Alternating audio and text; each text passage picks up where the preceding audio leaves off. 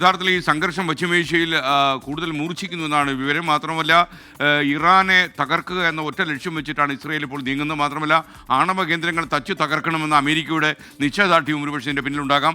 ഈ സംഘർഷം മൂർച്ഛിക്കുന്ന പശ്ചാത്തലത്തിൽ യുദ്ധത്തിൻ്റെ പുതിയ വളവ് തിരിവുകളെക്കുറിച്ച് സംസാരിക്കാൻ നമുക്കൊപ്പം പി ജെയിംസ് കൂടി ചേരുകയാണ്. P James, good morning. ഒരുപക്ഷെ ഈ യുദ്ധം നീണ്ടുപോകുമ്പോൾ മനുഷ്യ ജീവനുകൾക്കുണ്ടാകുന്ന കെടുതി, വസ്തുക്കൾക്കുണ്ടാകുന്ന നാശം, ലോകരാജ്യങ്ങൾക്കുണ്ടാകുന്ന സാമ്പത്തിക നഷ്ടം, അങ്ങനെ ഒരുപാട് പ്രശ്നങ്ങൾ ഈ യുദ്ധ സാഹചര്യത്തിലുണ്ട്.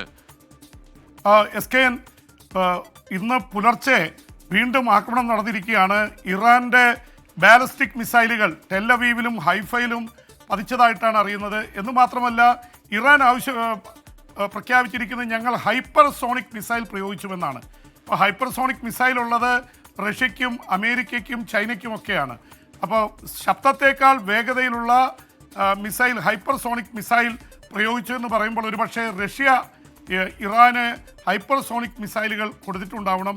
അപ്പോൾ എന്തായാലും ഹൈപ്പർസോണിക് മിസൈലുകൾ പ്രയോഗിച്ചു എന്ന് പറയുന്നു. വലിയ നാശനഷ്ടം ഇസ്രായേലിൽ ഉണ്ടായിട്ടുണ്ട്. ടെല്ലവീവിൽ ഇത് 2 തിരമാലകളായിട്ട് ബാലിസ്റ്റിക് മിസൈൽ ഇറാനിൽ നിന്ന് വന്നുവെന്നും അത് ടെല്ലവീവിൽ പതിച്ചുവെന്നും ഇസ്രായേലി സൈന്യം സമ്മതിച്ചിട്ടുണ്ട്. അതിൻ്റെ കേടുപാടുകളെ സംബന്ധിച്ചോ ആൾനാശത്തെക്കുറിച്ചുള്ള റിപ്പോർട്ടുകളൊക്കെ വരുന്നതേയുള്ളൂ.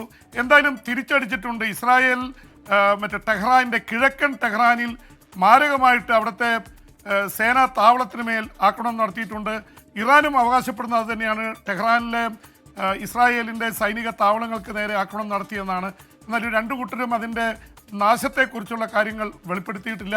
എന്തായാലും SKN ഇപ്പോൾ മധു കൊട്ടാരക്കര സംസാരിച്ചപ്പോൾ പറഞ്ഞ ട്രംപ് ഒരുപക്ഷെ അമേരിക്ക ഇസ്രായേൽ ഇറാൻ യുദ്ധത്തിൽ പങ്കുചേർന്നേക്കുമെന്ന് പറയുമ്പോൾ തന്നെ അമേരിക്കയിൽ നിന്ന് വരുന്ന റിപ്പോർട്ടുകളിൽ, ലോകമാധ്യമങ്ങളിൽ വരുന്ന റിപ്പോർട്ടുകളിൽ ഈ യുദ്ധത്തിൽ പങ്കുചേരാനുള്ള ട്രംപിൻ്റെ നീക്കത്തിനെതിരെ അവരുടെ റിപ്പബ്ലിക്കൻ പാർട്ടിയിൽ നിന്ന് അതിശക്തമായ എതിർപ്പുണ്ടായിരിക്കുന്നു എന്നുള്ള തരത്തിൽ വന്നിരിക്കുന്നു.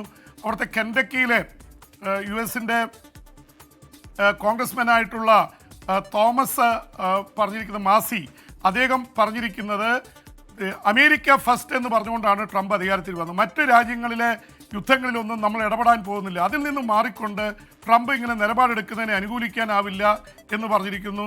അതുപോലെ തന്നെ അദ്ദേഹത്തെ ഏറ്റവും കൂടുതൽ സപ്പോർട്ട് ചെയ്യുന്ന മാർജോറി ഗ്രീൻ ടൈലറൊക്കെ വളരെ ശക്തമായിട്ട് രംഗത്ത് വന്നിട്ടുണ്ട്. അവരും പറയുന്നത് ട്രംപ് ഈ ചെയ്യാൻ പോകുന്നത് ശരിയല്ല, അമേരിക്ക യുദ്ധത്തിൽ നേരിട്ടിറങ്ങേണ്ട കാര്യമില്ല എന്നുള്ള രീതിയിൽ തന്നെയാണ്. അതുപോലെ തന്നെ കാൾ ടക്സൺ വളരെ പ്രശസ്തനായ അവതാരകനാണ്.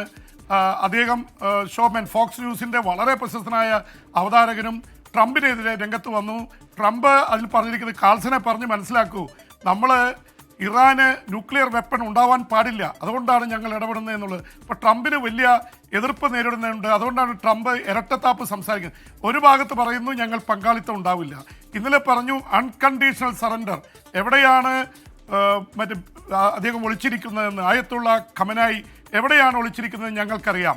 ഇപ്പോൾ അദ്ദേഹത്തെ പിടിക്കുന്നില്ല, പക്ഷേ ഇപ്പോൾ മാത്രം ഇനി വേണമെങ്കിൽ പിടിക്കാമെന്നുള്ള ധ്വനിയോടെയാണ് സംസാരിക്കുന്നത്. അപ്പം അതുകൊണ്ട് അമേരിക്കയുടെ രാഷ്ട്രീയത്തിലുള്ള ചാഞ്ചാട്ടങ്ങൾ ട്രംപിൻ്റെ നിലപാടുകളെയും സ്വാധീനിക്കുന്നുണ്ട് എന്ന് വ്യക്തമാണ്. ട്രംപിന് അമേരിക്ക ഫസ്റ്റ് എന്ന തിയറി പറഞ്ഞിട്ട് ഇതിൽ ചാടാൻ പറ്റില്ല. അഫ്ഗാനിസ്ഥാനിലും ഇറാഖിലും ആയിരക്കണക്കിന് അമേരിക്കൻ സൈനികർ കൊല്ലപ്പെട്ടു. ഇനിയും അതിന് അനുവദിക്കാൻ പറ്റില്ലെന്നാണ് റിപ്പബ്ലിക്കൻ പാർട്ടിയിൽ. ഡെമോക്രാറ്റിക് പാർട്ടി ഇത് ഇടപെടുന്നതിനെതിരാണ്. അപ്പോൾ അതുകൊണ്ട് ട്രംപിന് അതിശക്തമായിട്ടുള്ള എതിർപ്പ് അമേരിക്കയിലുണ്ട്. ഒപ്പം തന്നെ SKN ഒരുപക്ഷെ നമ്മളെയൊക്കെ അമ്പരപ്പിക്കുന്ന ഒരു ഇടപെടൽ ചൈനയിൽ നിന്നും റഷ്യയിൽ നിന്നും ഉണ്ടാവുന്നുണ്ട്.